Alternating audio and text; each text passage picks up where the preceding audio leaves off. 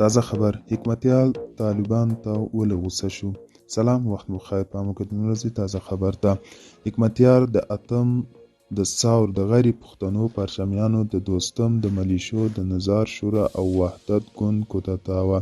د افغانستان د حزب اسلامي مشر ګلبدین حکمتیار د ثور د اتمې په مناسبت په یو پیغام کې ویلي چې د ثور اتمه په حقیقت کې د ثور اومه وه او د جبل سراج ائتلاف چې غیر پښتانه پرچمیان د دوستم ملیشې د نظار شورا او وحدت ګوند پکې شامل وو کودتا وه.